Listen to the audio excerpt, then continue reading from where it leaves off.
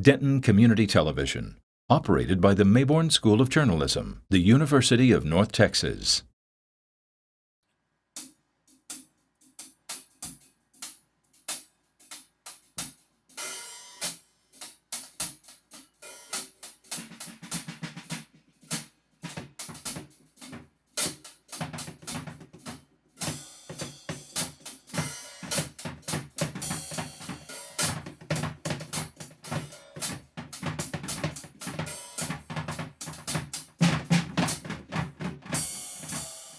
Hi, I'm Mike Miller. Hope you're having a great day. Thanks for watching.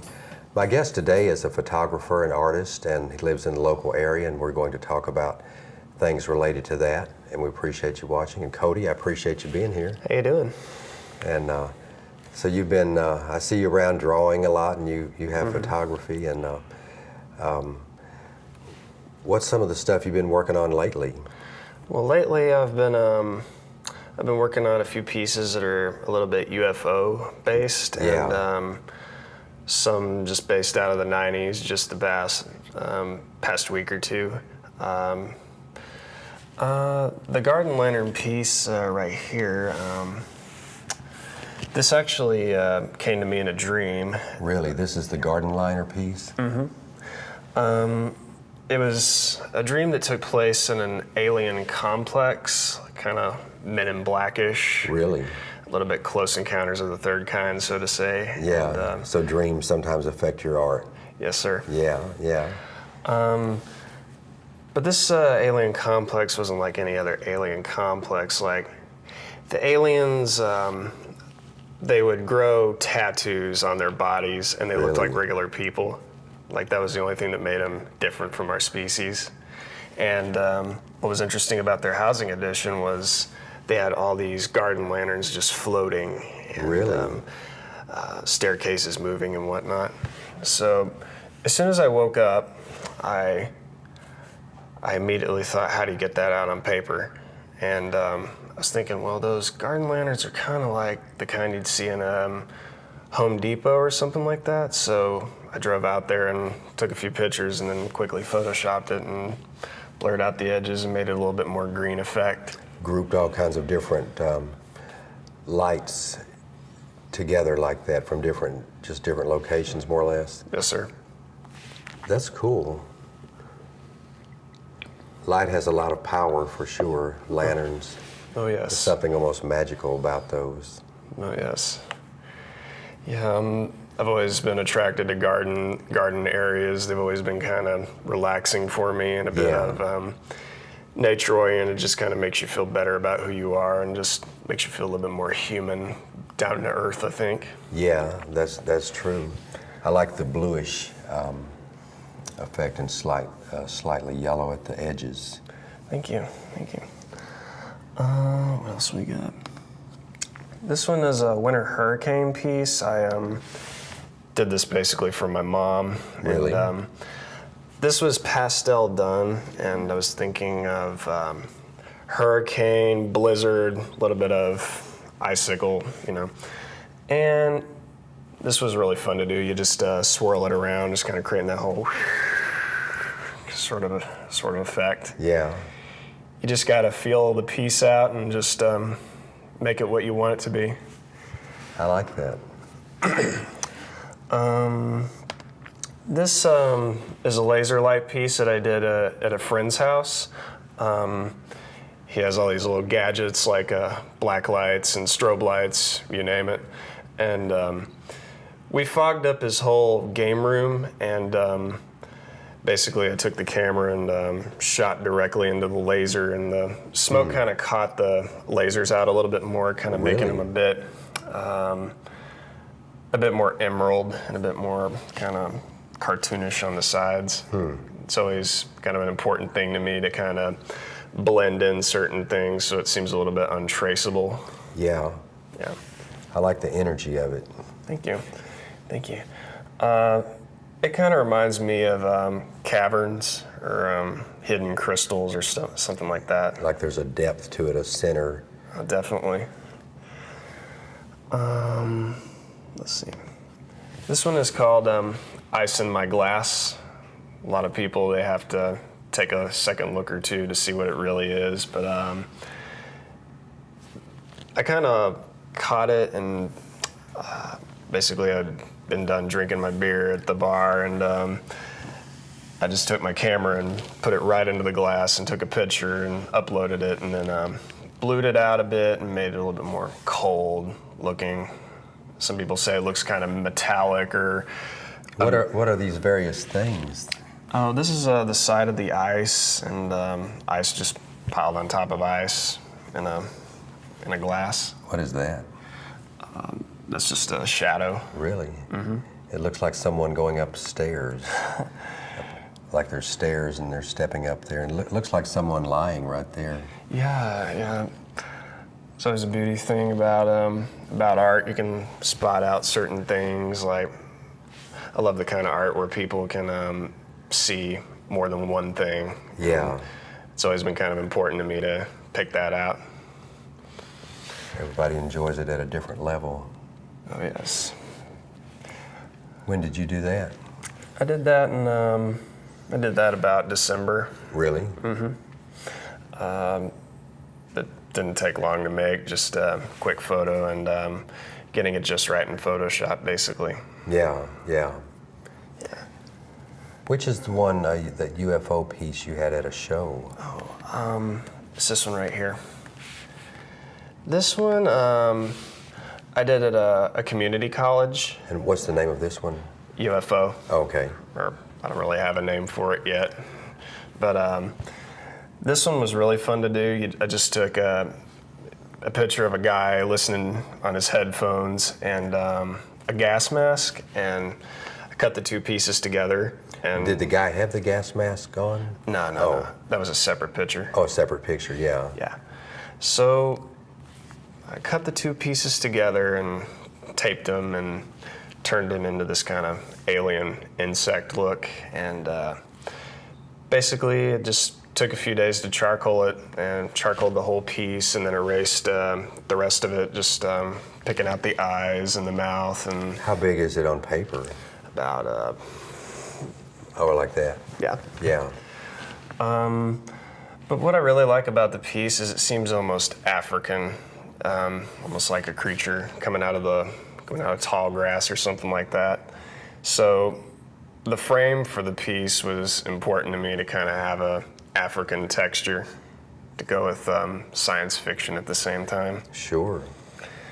But the edges were really blurred out just to kind of create a tunneling effect, if that makes sense. Kind of like it's coming out of the dark.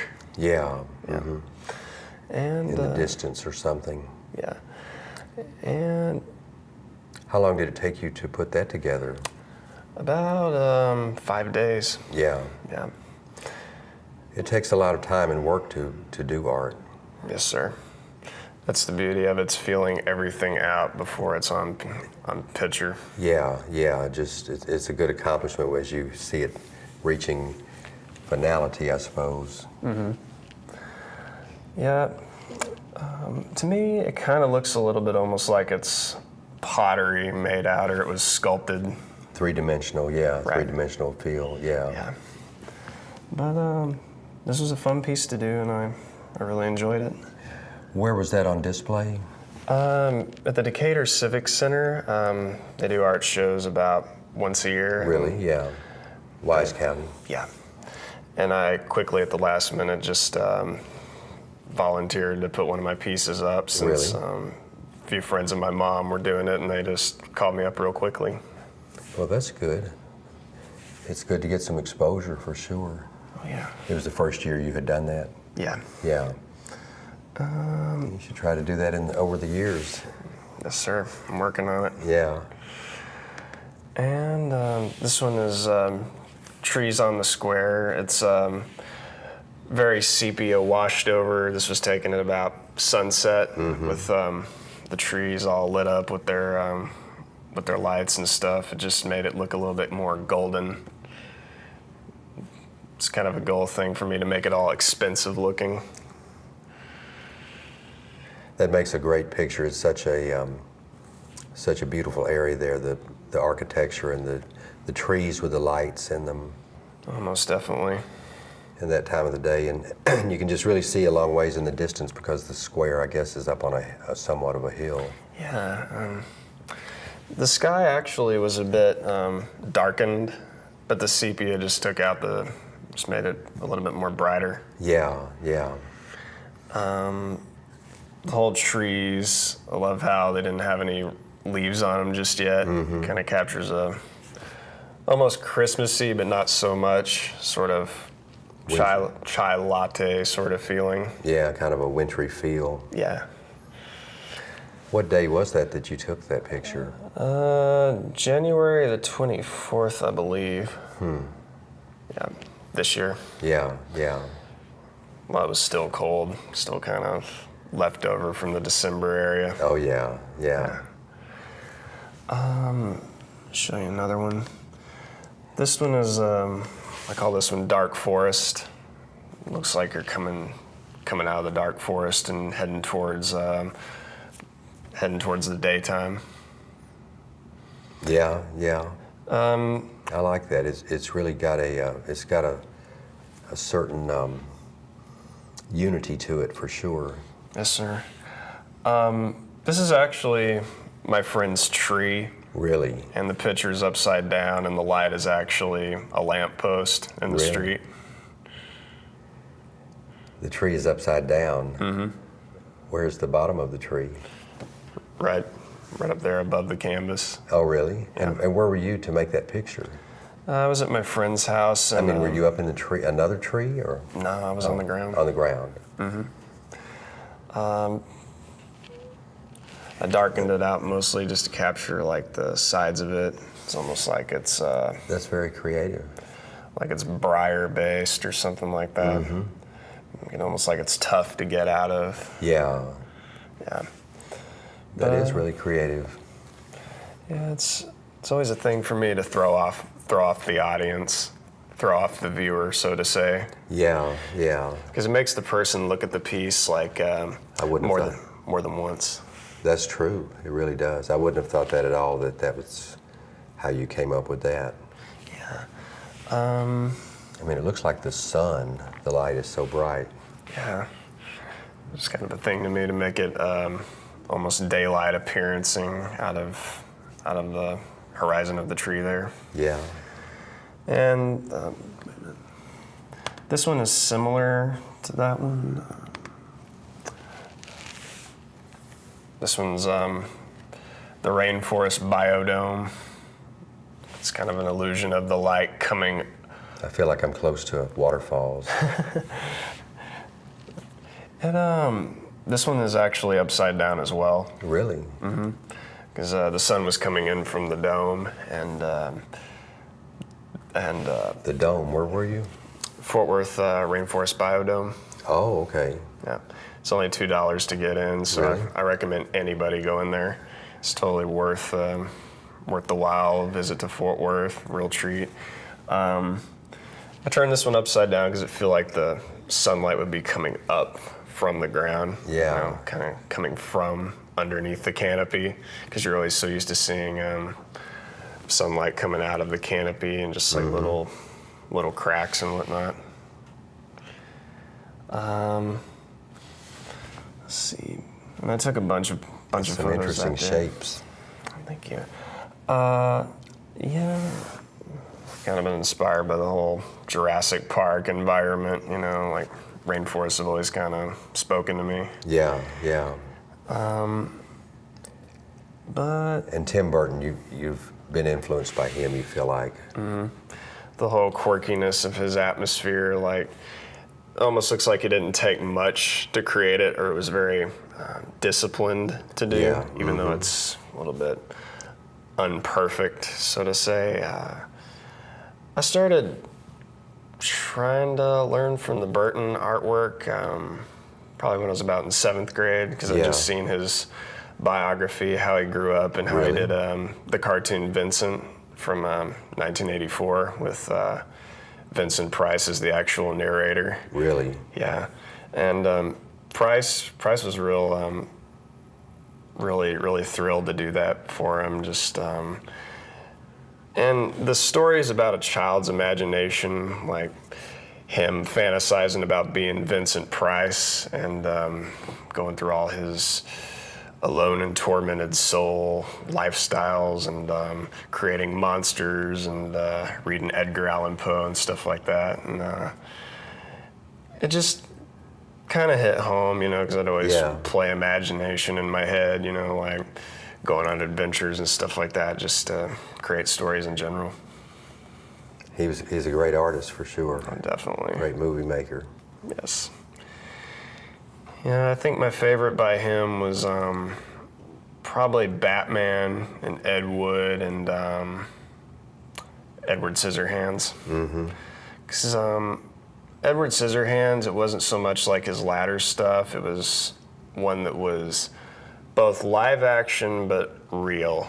Yeah. Even though it was a fantasy, it's just the character represents a person who would, I would say, exist in the autism spectrum, like someone who has a major desire to speak to somebody that they can't really get through to because the person perceives them as scary or out of the norm. Yeah. And it's just hard on a person because they will try whatever it takes to communicate with them, but they just cannot get a hold on it. Get their feelings out, yeah. It's kind of like being behind glass. Like the hands are an important part because they're not really about his soul, because his soul is the one thing that tells the story. Like he's real quiet the whole film. You see him observing the world around him that's so beautiful, but then he is completely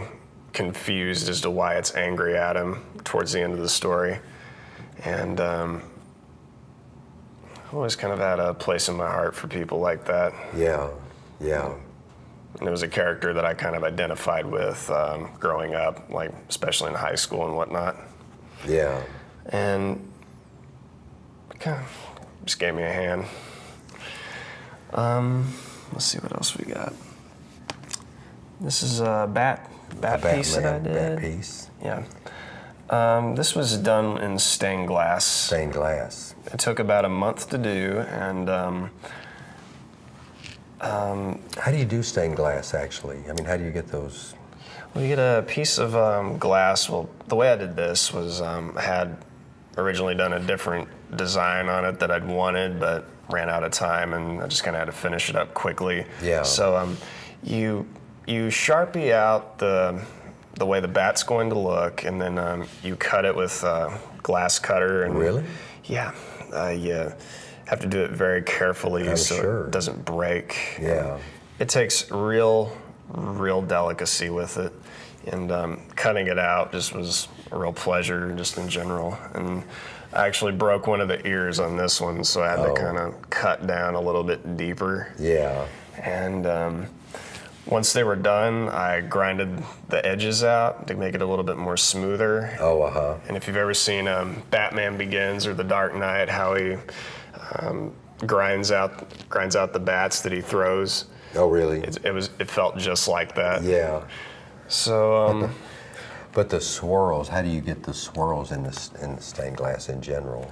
The glass actually came that way. Oh, really? It And comes like that. I chose that particular glass because it felt like autumn, and cloudy sort of area. Yeah. Like, there's always a gray sky in the autumn season, and Sure. autumn to me is kind of a self-reflecting time. Really? I mean, because you go through the whole year just doing stuff, and when autumn hits, it's like you kind of go back Winding and down, the summer's over, yeah. Yeah, you think about what you've done and stuff like that. Time to do the harvest. Right. It's a very indoor time of year. It's a very good time to be outdoors as well. Yeah. Just to really absorb that energy. And that's why I chose to put the bats on that particular glass. Just glued them on with super glue about, I don't remember the name of the glue, but it was somewhere in the thousands to make sure it doesn't ever fall off. And I wasn't supposed to inhale the air when I did that. So you etched the shape of the bats, and then you did you put something in that shape? Not really. Oh, you just cut it out, and then darkness is just void of light. Oh yeah. Yeah. And I still have this piece. It actually hangs in my window at home, and put chains on the top of it to make it hang down. Oh, really? Yeah. The first stained glass piece that I did was actually a little green Star of David. Yeah. Well, that wasn't the intention to make it the Star of David, but it was cool how it turned out that way. Yeah. Cut out the pieces in that one. They had a little design piece of paper to follow through, and put the little triangles on the sides of the circle. Really? And then you had to solder iron the sides to make it all stick together. And the way I got into stained glass was my mom had mentioned to me, like, oh, they're doing a stained glass course at the Creative Arts Studio on the square. So I know my mom's real church active, like, and I'd grown up in that environment of church, and I'd always see stained glass, and that'd always speak to me. Like, to me, that felt like that is what religion is. That's how I relate to God, that sort of thing. Well, a lot of churches have a lot of stained glass. And just the way it was designed, I recognized the soldering touches that had been done. Yeah. And just put all that together, and it was really fun to do. I bet. Yeah. There's a lot of beauty in stained glass for sure. Oh, definitely. And my teacher, instructor, she said that stained glass was kind of a dying art, and it was like, no. It should not be a dying art. No, it should continue. Yeah, definitely. Yeah, but that'd be a good goal to help revive it throughout your career too. Yeah. Oh, yes. Good sideline to. And the original piece that I wanted to do with the bats, I'm gonna continue to do that. You know, it was a lot bigger than I wanted it to be, but I'll get it done. Oh yeah, it takes time. Where was one of the cotton candy blue? Oh, let's find that one.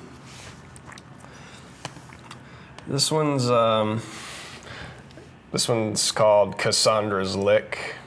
It's kind of based off of a stage groupie that I'd written a story about. Really? Low battery. I'll make this quick. The hair I tried to make a little bit cotton candied, since it looks that way, yeah. A friend of mine has a stiff look. Yeah. A friend of mine, she's into dyeing her hair multicolors throughout the year. So one time she did a blue cotton candy touch to it, and so I was like, I'm going to use that for her hair. And as for the tongue, I'd always been into the whole 90s design on gum and candies and jawbreakers, just how the tongues that were drawn out for the advertisement logo would be green, pink, purple, or blue. So I added that into that. It looks good, and the lips to match. Yeah. I actually have this one printed off, and I need to have this one put on canvas. It's taken a while, but I'm gonna get it done. A lot of stages to go through to get everything, the way you want it, the medium. Yeah. So as it is now, it's a computer file, you mean? Oh no, it's been printed already. Oh, it has been printed already. Yeah. It just needs to be put on canvas. Put on canvas. Yeah. This originally was a drawing. Originally, she had eyes that kind of tilted up like this, but the eyes came out kind of creepy. So I was like, okay, I'm gonna dub that out. Go from the eyes down. Yeah. That's a decision you have to make in art sometimes, something like that. But that's perfect just as it is, I think, without the eyes. Thank you. Because it conveys just enough like it is, I think. Yeah. That's very creative. Thank you. This one is called Puberty. It's based off of, whenever a young man sees it for the first time, that sort of thing. And I always kind of like the image of a young man with what's up? 5 more minutes. Oh, okay. Young, literary, scholarly kid who'd grown up, prim and proper. And the day he finally sees it for the first time, it's like, Wow. I know it. And That would be a good comic. actually, this one's based off of a comic that I'm doing Really? about a little boy who's about 11 or 12 years old, and he's a bookworm, a little sheltered, and he'd never gotten out much. And the day he ventures out, he meets up with a bunch of punk kids. Like, Yeah. when I say kids, I mean like people in their early 20s in the college area, just kind of goofing around, slacking off, and causing mischief. I was kind of thinking like, what would Oliver Twist be like if he met the Sex Pistols? Basically. Yeah. And- That is really good. I think that's as good as comics I've seen in nationally syndicated. Thank you. You can just get the connections going. You know, it looks like you have a lot of talent for sure. And you mentioned that you write stories as well. Some of the stories that I've written about, I haven't finished a lot of them, but one of them, I've been inspired by Richard Linklater films as well, just how they go from one thing to the next, like one void after another. Like, those really tell the stories of day-to-day activity, just how people live in general. Yeah. Just talking about random things, receiving information, whether you in for a boring 5 minutes or not, you know, and you may not, but Yeah. at least you're getting information out, and at least Yeah. somebody's being listened to, that sort of thing. I've written one called Circle Artifact in the Dark. Basically, I base that off of all the Facebook posts that I see, just Yeah. one thing after another, and it's like, where does all this connect? It really doesn't connect, so I think it's interesting just to combine all that together. Do you publish any of your writings on Facebook ever? Or?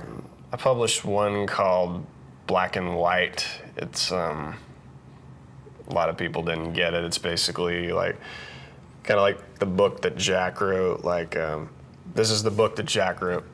This is the picture that lay in the book that Jack wrote. This is the rat that fell in the picture that lay in the book that Jack wrote. It was kind of a story like that. Like, this is the book of Black and White, and this is the subcategory in the book of Black and White, and this is the character existed in the subcategory in the book of Black and White. It was sort of like that. You shared that on Facebook. And you sometimes put your photograph pictures out there too, don't you? Yeah. And some of your art. Let's see. I did one of the Wagner Mansion, which exists out in Decatur, Texas. Oh, really? It's about over 100 years old. It was actually an influence for the movie The Giant. Really?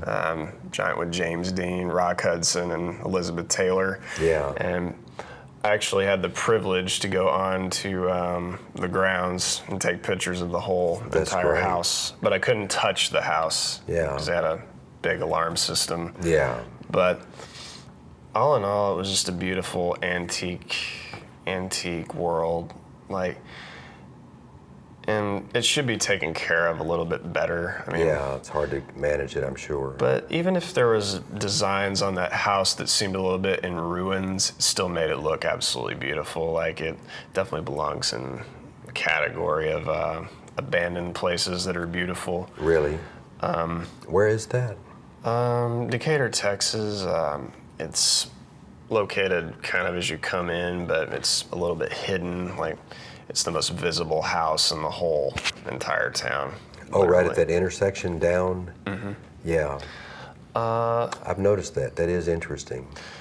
There's several people in the town that just go there just to photograph it, but they never had the privilege to go onto the grounds like I Yeah. did. Yeah. And yeah. Well, Cody, thank you so much for coming down to share some stories and information about art and things that you've been doing and things you're involved with. I really appreciate it. And y'all check out Cody Smith's artwork on Facebook and maybe see him around on the Denton Square if you're up there. And thank you so much for watching.